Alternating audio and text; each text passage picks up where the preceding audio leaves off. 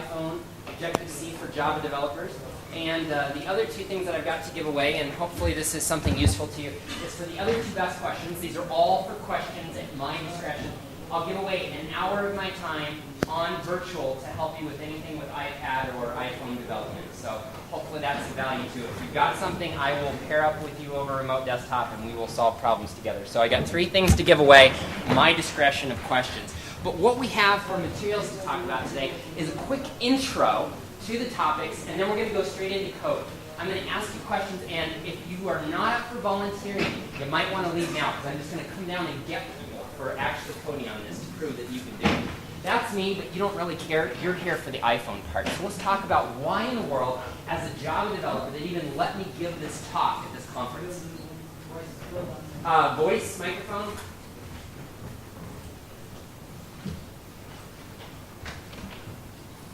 Zune, yeah, not selling all that well. Windows Mobile, kind of a mixed reception in terms of that. Seen the news? They're on the auction block. The company is for sale at this point. And what about Android? It has a lot of potential. I have no negative things to say, but none of these have the market trend curve. Well, to create a new standard, it takes something that's not just a little bit different. It takes something that's really new and really captures people's imagination. And the Macintosh, of all the machines I've ever seen, is the only one that meets that standard. I am sure he regrets ever being on camera saying that. But there is my hero for the Apple platform at this point. It is getting bad enough that there's an amnesty bin in the Microsoft campus, or was, in which you could throw your iPod. I mean, that's the guerrilla marketing there when you have to have people give up the device. This graph, which I very nicely was able to borrow from Scott Davis, but this graph really showcases how Apple is climbing in here. Look at the entrenched people at the bottom of this chart. Palm, Microsoft, they've been here for years. Whoa, who's that new player, Apple, coming onto the market? There's a lot of money to be made in this area. In fact, for the store, this is the New York store of Apple. Do you realize that they are making better money than the premier jewelry store of the US? Mind-boggling. So there's a lot of revenue here. I'll absolutely give you the reason that to participate in this ecosystem is to get into one that has money right now. That's not a bad thing to be. 170,000 apps. I can't keep this slide up to date. 170,000 apps in the store right now. I had it at 150. It's changed in the last couple of weeks. And in fact, they had this graph about how many downloads at this point. I couldn't keep that up to date either. I've had to update this 7 times. It's about 2.5, 2.7 billion downloads of applications at this point. That's a mind-boggling area. Venture capital is flowing into this. Hundreds of millions of dollars being offered for people to start up ideas, start up concepts on this platform. And $372,000 a day on a brand new platform to which has only been out a couple of weeks at this point. That's absolutely crazy. So I want to be there. This is my daughter. As a contrast, why do I care about this? I have unfortunately sunk a fair bit of money into buying games for her on an iPod Touch. I mean, this is ridiculous. She's 6 months old, and I'm buying applications for her. And I think the point that this drives home is there are consumers willing to spend a lot of money for even the simplest of apps. You don't have to write the next Microsoft Office to make a lot of money on this platform. 99 cents at a time, absolutely ridiculous. I've already got $100 sunk into the stuff that I bought her, but she's worth it, of course. Absolutely. Obliged to say that, but happy to do it. So let's get coding. Enough of the warm-up. We're all going into the IDE. We're going to talk about the tools and what to do from here on out. No more fluff at this point. So let's code. Let's take the covers off of this. I'm going to open up our very first application. So I'm going to drop down here. I'm going to hide and mirror my screens for you. And we're going to drop over to a new project in Xcode. You say, what is this Xcode thing that you're talking about? It is the environment. We're going to go through the details later, but let's just say this is the SDK. We're just throwing ourselves in it, and we'll come back out and figure out where we are in a minute. Here's a new window, like you'd start a new project in Eclipse, for example. I'm going to assume you're familiar with that. And what we're going to actually start off with is a new Mac project, not a new iPhone project. And you say, why would that be? I'm going to do a command line tool on the Mac. That's because there's enough similarity between the Mac platform and the iPhone platform, this is a great introduction to the language for Java developers. We're going to walk through a main, we're going to walk through what a Hello World application does, what this IDE is capable of. So you notice I did Hello World, essentially. I did the basic template for command line. I've got a main.c. Okay, I assume that's C code. You'd be correct in thinking that. I'm going to click on that file, and I am going to zoom in so that we can view that all nicely on the whole screen. That is the contents of main. Not too scary. For all this talk you've heard about how hard it is to be on this platform, that's not that bad. Can we parse that as Java people? Absolutely. And in fact, here's my chance to grab my first volunteer. I'm going to hop down here for a second. So we're going to talk through this together. Starting from the first line of code, pound include, what do you think that would do? What does include sound like it would do? Bringing in a library that's required. Absolutely. Think of it like an import for Java. That's a great place to start. Next line, coming down to int main. Talk me through that one, and I'll broadcast. My code will start from there. Okay. Code will start from main, absolutely. And then talk me through the parameters there inside the parentheses. Command line argument. Command line arguments, argc, argv, the number of values, and a string array of the values coming in. Absolutely. Green line.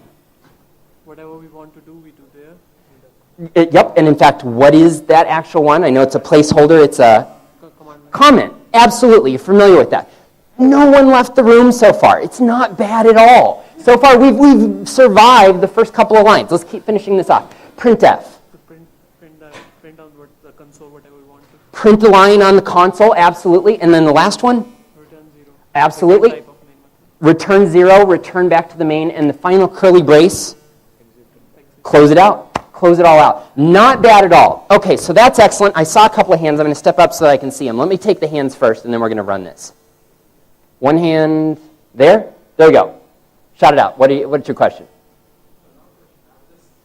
Okay.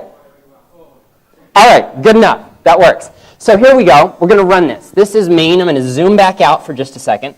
We're going to click build and run. I'm just going to use the buttons here for a second. And bottom left corner, it said it ended normally. Where's my command prompt? Where's the output? Great that it ran normally. I don't see anything at all. First little trick. 3 hours of frustration learning my way through this years ago. You go up to the run menu and pull up the console. Oh boy, wow, that would be nice if that was there by default, but there we go. Once you've been shown it, not hard at all. Console not coming up by default. There's our hello world. We've done it. We've written an Obj-C application for the Mac. Not bad at all. It gets better from here. We're going to get onto the code for the platform, for the phone specifically, but this is valid code.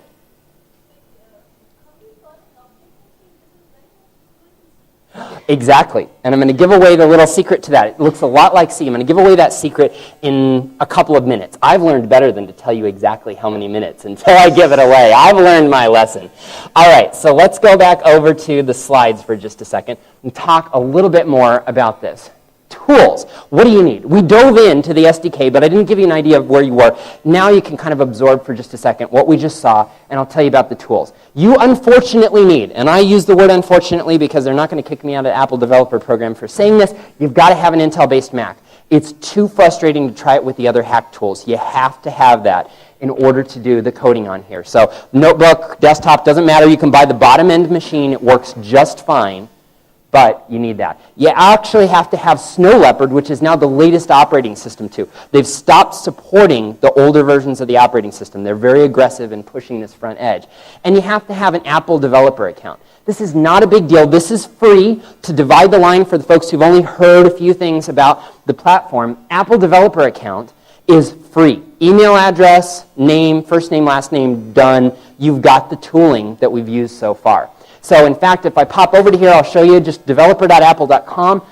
It's kind of confusing at first when you take the first approach. Over on the site, you want to go to the iPhone Dev Center. That's where you would sign up. There's a sign up button. Once you click that link, you put in the username and password. You have access to everything that the paying customers do from a software perspective. But there's a $99 price point. What's the difference between doing this for free and the $99 price point? The difference is you are not allowed to push to the devices unless you pay that $99 per year. That's the privilege you're paying for. And you say, well, why?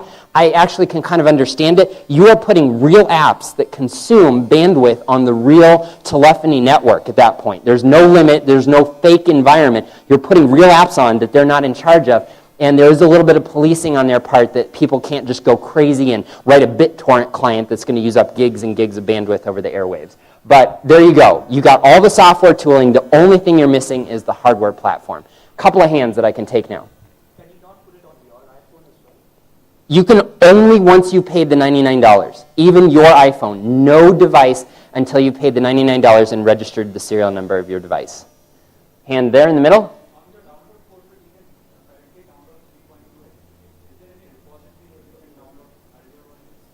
No, and in fact, the reason that you don't want to download earlier versions than 3.2 is they very quickly stop you from putting anything in the store if it's not compiled with the latest version. There's actually a metadata attribute stored in the app, and if it's not with the latest, they won't allow you to sell the app.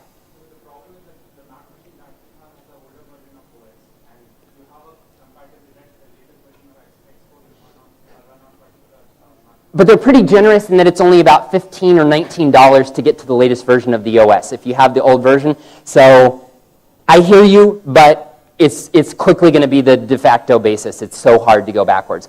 Two more hands. Let me take two more, and then we'll keep going. One there.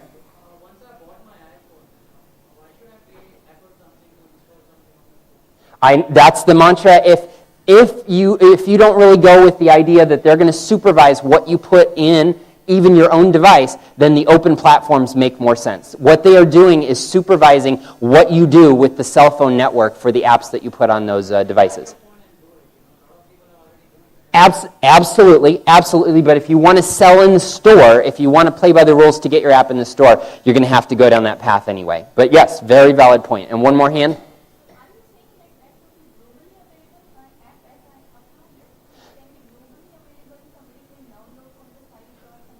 There's a two-step process on the page to upload it, but relatively speaking, sans those two steps of putting the binary up there, yes. Don't we have like a local host that we can test our own? Again, only if you pay the $99 can you even do the localhost testing on the device. But I'll give you a tool that goes on to this in just a bit, that you don't have to necessarily pay the $99. We've got the SDK. That was the environment that we were just coding in.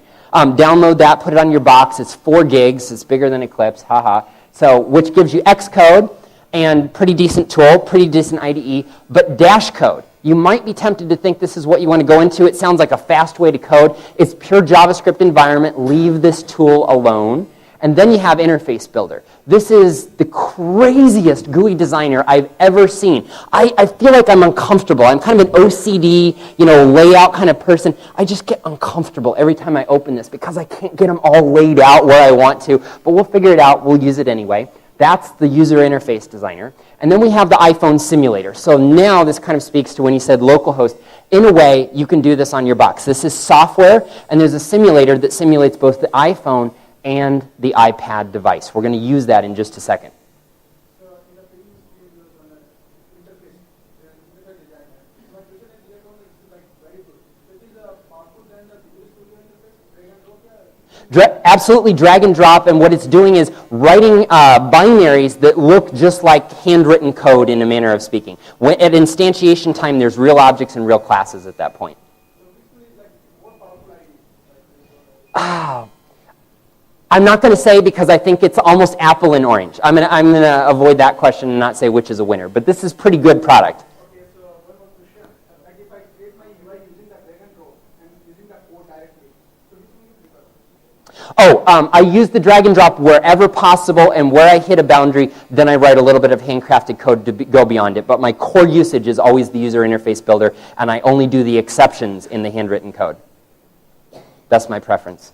So let me go a few more steps, and I'll take a few more questions. I see some other hands in the background. What are we going to do for the language? So we're going to step it up a notch with the next harder example. I'm going to have somebody come up here and code for just a minute with me. But where did we come from for this language? It's quite a humorous story. 1971, Alan Kay had the invention of small talk, arguably about which exact year, but Alan Kay invented small talk.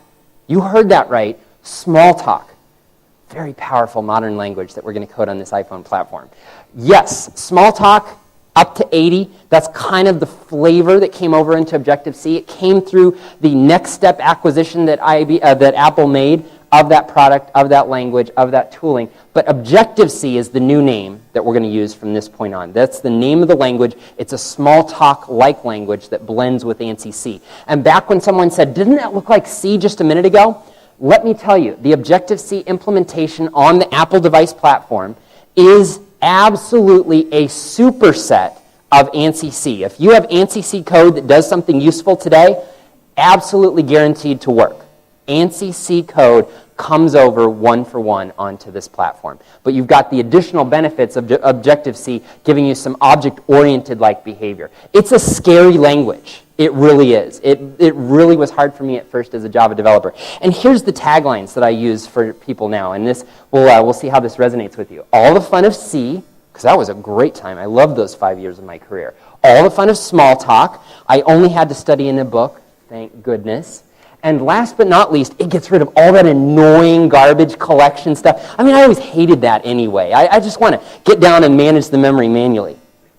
You're allowed to laugh now. I mean, seriously, do you want to get rid of that? You have to. It's scary. I don't like doing this. But you know what? That's the limitations of these small kind of devices for the optimization and the high performance that we can get out of them. So what about other languages? Well, this is actually something that just changed.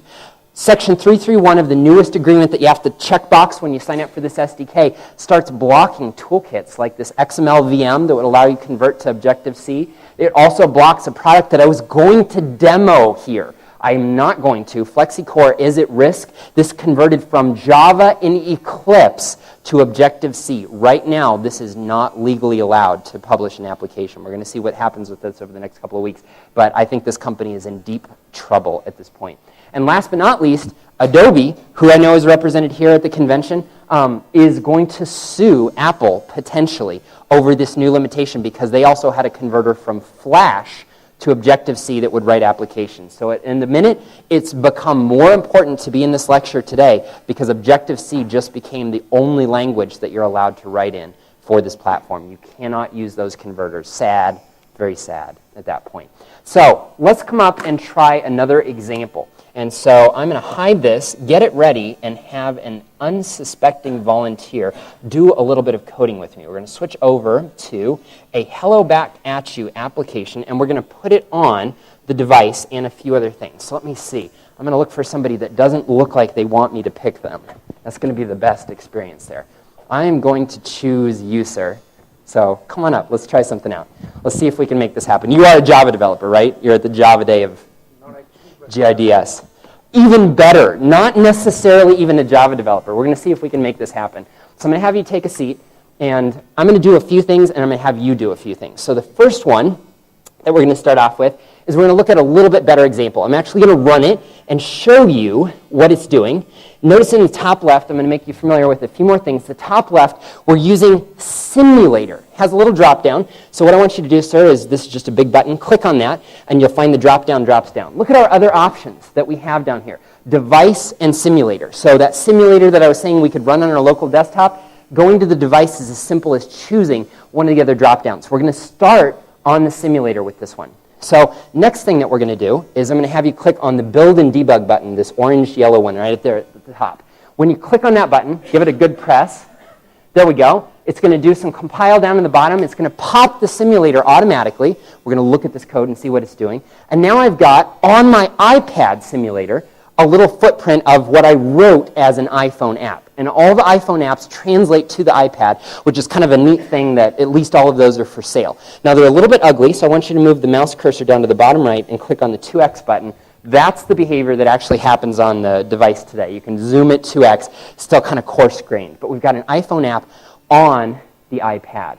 Now, over here on the hardware, I want you to go up to the hardware menu and see the difference between sliding down to Device, right, first menu item, and then over to iPhone. It actually boots the phone up as if it's got a real operating system at this point. And you notice that I've got a breakpoint that hit over on the background of this. It actually is really interacting between the device and the IDE. There's a real breakpoint. There's a real debugger at this point. So good first step. So I'm going to drive for just a second. I'm going to have you stay here for just a second. And what we've got is literally the user interface that you might have expected. You can drag and switch between the menus if you played with an iPhone device. You can click an icon, launch an application, go back to the main screen, etc. So we have a full simulation environment. So now if I want to play it over in full debug mode, best debugger ever. Going to make sure the volume is nice and loud. I want you to take and use 2 fingers and right-click on that blue line right there. So use 2 fingers and click on it. And go down to built-in breakpoints and slide out and go to speak breakpoint and hit count continue.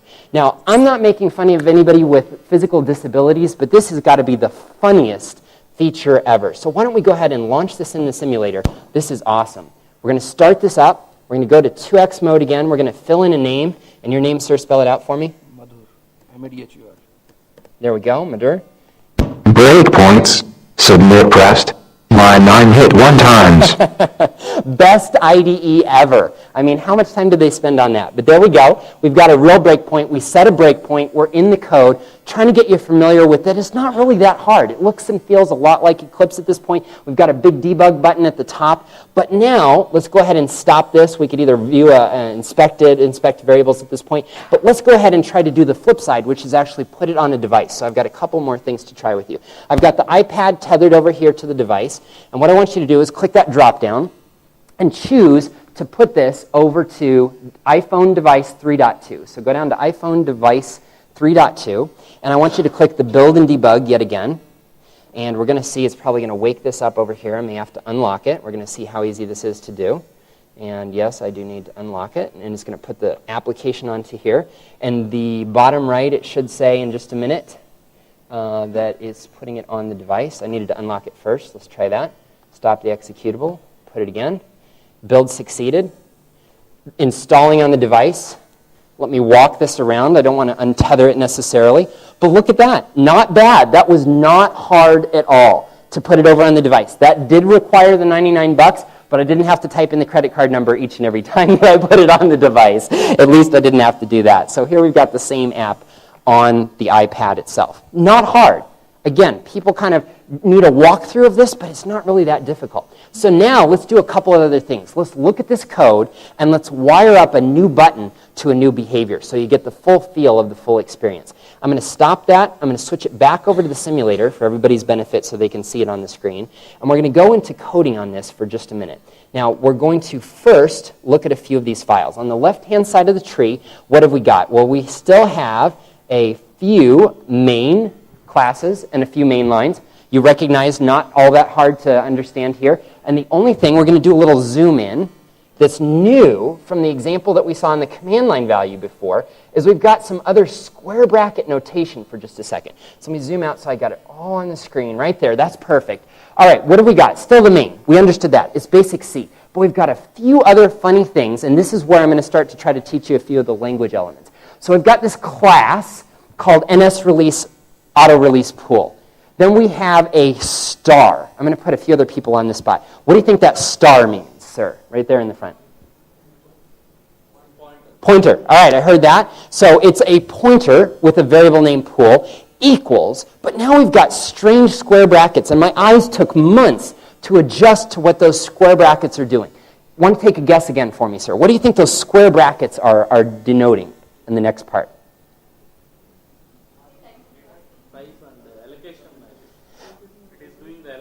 So it's like a method call. I heard the right stuff in a couple of different places. It's like a method call. This is our class. This is the function that we want to call in it. We're calling alloc a static method on the NSAutoRelease class.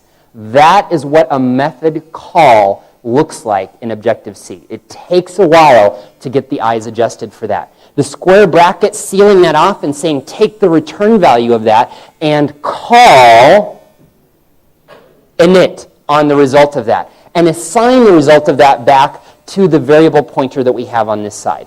Not too bad. Hard to get a little bit adjusted to the square brackets, but not too bad. And then we have a main loop. Everything in the iPhone platform uses model view controller. So if you're familiar with struts, if you're familiar with swing, on the desktop, you're going to recognize this whole event loop and the graphical drawing, graphical processing kind of loops that work here. So we have UI application main. We're going to dive in from there. The pool is started, the application's booted, and from there, we get to leverage just writing a few different classes. So next up, we're going to look at these two classes over here. We're going to start with the app delegate. This is the driver where we author the main portion of our class file. And here, let's zoom in a little bit, look at that code for just a second. We have application did finish launching. So look, we kind of hook into the last step in the life cycle. We don't have to write the whole main drivers. We get to just hook in at kind of the last responsible moment and add a few things like a view. Add a subview, pop on a view. We're going to write that with the user interface designer. And here at the end, here's the evil part, memory management.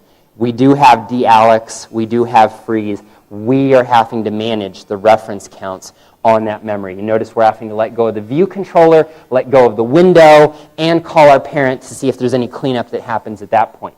So not too difficult, just a few interesting things in that class. We're going to take a step over to the controller.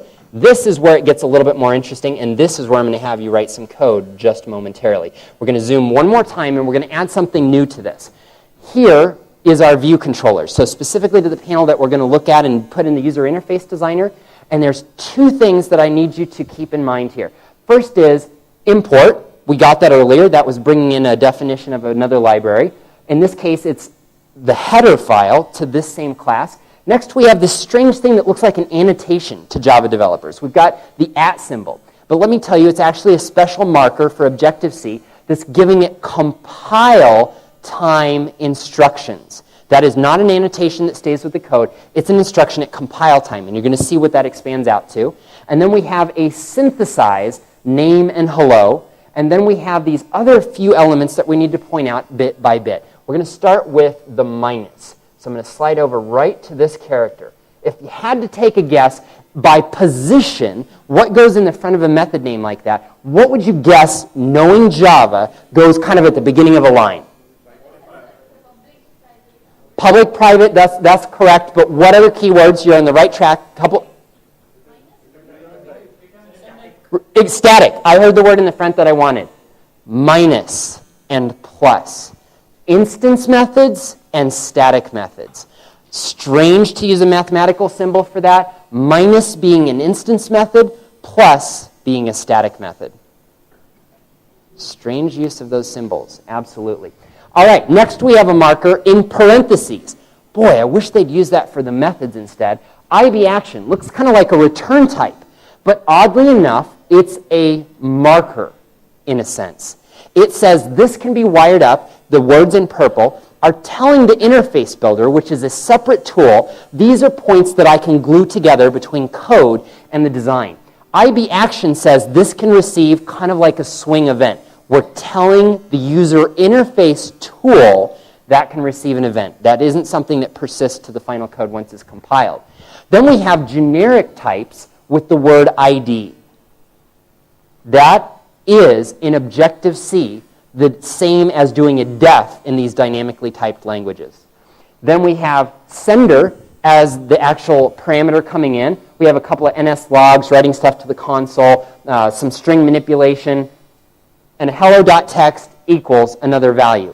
It looks like an assignment to kind of a bean-style notation, and you'd be on the right track with that. Now you notice you might have mapped in your mind here the hello to those two words in those locations, and you might have mapped name to, nope, we don't see anything for name yet. What are we going to do with name? Well, we're going to show you how this all glues together. So I'm going to go over to Interface Builder. That was the implementation file. I'm going to go over to Interface Builder for the same one. Interface Builder files are named nibs. Next step, Interface Builder, NIB. We're going to double click on this class, and there we go. We've got it in the User Interface Designer. I want you to take over here, I'm going to have you go into this right-hand pane. I'm going to have you scroll until you see a text box. So just take 2 fingers and pull down. Just pull right in the middle. Keep going, keep going. Table view, cell. These are all the controls that we can put on here. I'm looking for a text field. There we go. Take that text field and drag one of those with 1 finger onto the main body of the element. Put it anywhere you like. There you go. That's as simple as putting one on the control. Now, how do we link it up to the syntax that we just saw over in the C code? This is where it gets a little bit strange. We put in those markers in the source code, and that was telling the interface builder this is connectable. And we'll go back to the code one more time to make it very, very crisp. I'm going to position these windows just right for you to give you a little advantage here, sir. And we are going to take and switch over to this box, this panel, text field connections. We're going to go over to a new referencing outlet, and I want you to take one finger, hold it down, and pull that little arrow all the way over to the word files owner. So click your thumb, hold it down, take your other finger, go all the way to files owner, up right there, let it go, and look at that, you get two choices. These choices are populated for data binding purposes by those magic markers that we put over in the source code. That is the glue. These are separate applications, but they're using the source code as the notation between the two as to how to glue the application together. So go ahead in this case and click on name because we want to bind it to the name field. So we've now connected it up. And if we actually go back over to the code, you notice that if we want to set a particular field to something, let's go over and switch to the header file on this. We've also got a UI text field named name, and we have a label called hello. So it now seems like we could input the value into either one of these two. How would I disconnect the binding that I already had? I've got this field over here. How would I disconnect that from it? I can simply just right-click and get rid of any of the binding if I already had one done in that case. And how about a label? I've got a label glued here too. It doesn't have any text by default. So if I click and highlight that particular one, you notice you see the glue right there. And in fact, I'm going to add one more control. I'm going to step in here for just a second, and I'm going to get a label control. I'm going to put it on right here in the middle. I'm going to make it nice and large so we can see this. Huge on the screen. I'm going to do the same data binding for the benefit of everybody one more time. I'm going to click on this. I'm going to drag the referencing outlet over to Files Owner. I'm going to glue that to the Hello field. I'm going to dereference yours for just a second. I'm going to do the disconnect on your button. And we are going to save this in Interface Builder. We're going to go back. We're in the simulator. Let's press and run. If everybody's been following along, we'll see if you catch any mistakes. I don't know if I made any. We're going to try this. This is very dynamic. I'm going to have this in 2x mode. I would like you to type something in that box and click the submit button. And with any luck, we're going to get that updated in our label field at this point. Fingers crossed. Fingers crossed. Click the submit button. Hopefully we've got this all together. Click press. Breakpoints. Submit pressed. Line 9 hit 1 times. All right, and we're going to continue with that. We're going to say continue down here from the menu. We're going to let it run through. We're going to switch back over to the simulator at that point. Hello there, null. So we made a little mistake on the variable assignment, but we got the general idea. We missed the variable assignment over in the code, but we got the general idea of gluing it together. You saw how Interface Builder works. You saw the tie together between the code. Now let's go take a few more looks at the source code to this particular example. Let's find a few more things to add to our vocabulary. The H file and the M file. So there's a matched pair. There's a header and there's the implementation. So I'm going to go to the header for this. I'm going to zoom in so we can do a little more code study for this. And you notice I have these fields defined inside the curly brace. This is where for a Java developer, which is what I've been for almost 10 years, this threw me. I'm defining the two fields inside the curly brace for a class, but then I'm defining two other funny things with the property field on the outside. That's a compiler directive that says expand those into something you know and love, getters and setters. Getters and setters are being generated when you have that at property field at that point. We're getting a get name and essentially a set name, a get hello, and a set hello. And then we also have a method, IB action, that we can glue for the button press. So property expanding into the getter and setter. And over on the flip side, on the other class, the M file that goes with this, we have the equivalent. Let me click the mouse button. There we go. On the M file, we equally have the word called synthesize. Those were the definitions of the method signature. On this side, it's the actual implementation body of, again, the getters and setters. We have an interface and an implementation for each and every method at this point. You've got 2 files. You have to keep them in sync. That seems a little bit burdensome to those of us who are kind of familiar with the Java platform. So question or two. Let me start with this one. How popular is this IDE and this language in the current apps that have been built on Apple? I would off the cuff say 90 to 95% are built using this tooling and this SDK. It is at least 90%. Now, assuming that most of these applications are really flashy, that we see on the App Store, Yep. things like somebody else with Photoshop or Image. Yep. So what about, let me restate the question, what about the flashy stuff that's not just the user interface design, text and field and label and button? A lot flashier than that. You can do user draw controls where you then have canvas that you can draw the same things but still have the benefit of the events. You can author those. Or you can have full control over the view canvas and draw anything you like, responding to arbitrary click coordinates and then just fire off an event in a code-centric manner. The whole thing that we see is a canvas or a view. Yes. Yes. Canvas is The whole thing is a view. Let's use the word view. Yes. And if you want to, say, for example, shift between one view, is there multiple views allowed? There are multiple views allowed. It can help you with some of the navigation controllers so that you have multiple canvases, but the transition between the two is handled automatically at an automatic level, not at one that you have to do. So yes, you can have multiple canvases active, essentially. And then let me take the rest of those. That's a good one, but let me just take 1 or 2 others, and then I'll sit with you afterwards. One more over here. Correct.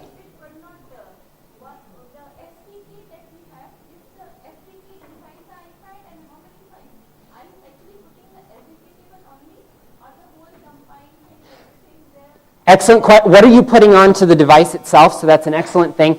If I'm using the debugger with breakpoints, as we're doing, we're literally stepping through code on the device. That has to remain tethered. But when we're going to the web service one, which is kind of our final example of really fancy code here, then I'm going to show it to you disconnected. In fact, I'm going to carry it. That is real data. That's not canned. That just got that from a web service that offers seismic data updated every couple of minutes. And there we go. There was a 2.9 on April. These are all today. These are all earthquakes that have happened today on the 22nd. A 5.1 in the Sandwich Islands. Does anyone know where that is? I don't. That makes for a great opportunity, though, to look at new data. These are changing all the time. So here's one that connects to a web service. There's an example here. Let's look at what it would take to glue it to a web service. And then the final one is going to be really fun to carry it around the audience. But let's look at what it would take. We've got some XML parsing going on. So I'm going to go over here to Earthquake. We're going to take you through just a couple of the files. We've got a .h to the main of the class. Here's an Earthquake object. You're going to notice patterns that you recognize from Java coming over into the Objective-C space. We've got properties. Remember, that's expanding to getters and setters. You're now familiar with that. We've got just simple values of a data structure. We've got magnitude, location, web link, latitude, longitude. So it looks like a Java bean that you'd have to store data at this point. And then we have a few other things to look at. We've got a root view controller. So this is our driver to our user interface at this point. You get pretty familiar with this. We've got a view did load. That makes sense. The names are nice and explanatory. We've got an image for magnitude, so load a different image depending on the magnitude of the earthquake at that point. We've got a table view for the cells down there because we can scroll through all of those. We can actually pull this up and scroll through lots of data through that. So that's a table view. Simple controller that we drug over from the interface builder. We're just populating it with fields. And finally, I want to get to the XML itself. I've got 2 more examples to show you with this. Here is the XML parser at this point. You have a lot of raw work in this platform. I will be honest, the libraries are still under development, but I've got a couple examples that you can download after the class today. But we've got XML parsing going on here, and it is DOM-like parsing for much of the code, but in fact, I've got a SAX-based example as well. Now, why would you prefer the SAX-based example on this platform? So I'm going to start offering some best practices for the code that I've written on this. Minimum memory footprint, limited memory. For as much as Apple likes to reshape the word and say 16 gig of memory, it's not memory. It is instead flash hard storage, if you want to think of it in that term. Memory, we're still extremely constrained. In fact, you get warnings all the time that you need to let go of memory if the operating system needs more for other tasks. And you have 30 seconds to give up a couple of meg, or otherwise it'll terminate your application. So we have parse the earthquake data. We've got a SAX parser in here. We have a handle error. We have a couple of the method names making a lot of sense because they're nice in English and verbose. And coming down here to the very core of the XML parsing, look at that. Did start element, did end element, SAX-based parser. Oh, I found a new element I'm nested in. Oh, I'm stepping outside an XML element. And a question right there.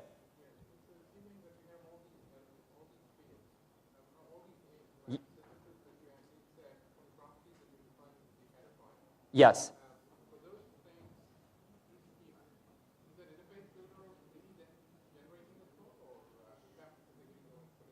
There is a generation process, but most people don't use it. They're primarily hand coding the fields from the interface builder. So I'll just say, in general, they're hand coding it.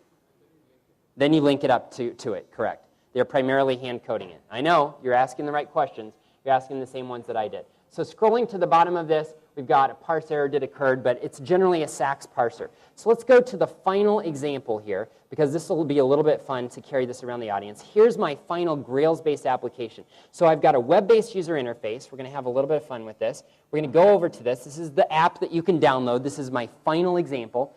And I've got a Grails user interface to show you a real one that connects to a web service. And it's a very simple domain model. We can add in a few contestants, and I'm going to have you type in a couple of names for me there. So we'll start with yours and then have you submit that. So this is a web-based app. We're going to actually put this on the phone and have it communicate web service untethered from the computer here. So click on Create, add that to the list for me. And then let's add 2 more names. Let's do a new contestant. Put in Venkat. We'll do Venkat just as one more on this. And couldn't have possibly known your name in advance, so we've got Venkat, and create that, and let's add one more Scott, and we'll call it good. And then we're going to go back to the code and see what connects to this and actually push it to the device one more time. So are we good? Oh, excellent. Okay. So now we're going to toggle back over. We've got those all in the web interface. Here's the contestant list. We're going to go back over to the code and look at what's going to parse this. So this one's a little bit easier to Lex. We've got a simple web service connection that's going to parse this XML data from the Grails web service. And I am going to start with the implementation of the XML right here. I've wrapped this nicely into HTTP type of handler. You've got a lot of this to write yourself.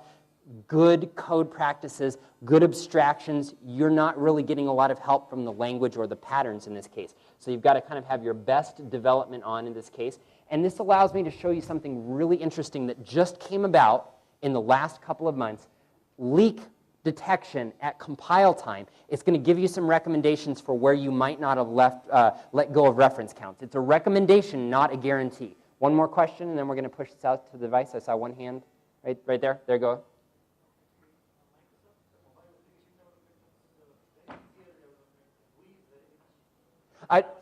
This is a challenging platform. By all means, this is challenging. This is absolutely challenging. I'm not gonna say that it isn't. And then last but not least, we've got an XML parser over here off on the side that looks like that same idea of what you were seeing before. We've got a did start element, we've got some characters in the middle, and we've got a did end element. So let's push it out to the device and actually have a little fun with this. So you notice in the top left, we have the debug on the phone. I've got a build and run that I'm going to click at that point. In fact, I'm just going to tell it to run it on the device. I don't need it with the breakpoints. So we're going to run over here. The iPad should wake up here for just a second. We're going to unlock it once again. We're going to carry it around the audience here. This is going to be our final fun conclusion. So let me stop that and run that one more time. So we're going to push it out to the device. The device here is going to load the application. It's going to start up. There we are. We're booted up. And it's going to communicate with the web service with those contestants that are on the web page there. So I can type in a new name and add it to the list.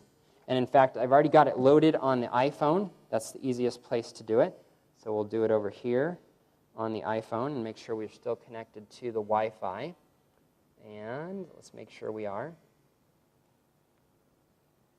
Go back into it, and I can show you that we actually have this fully connected to the web service proper. So let's see.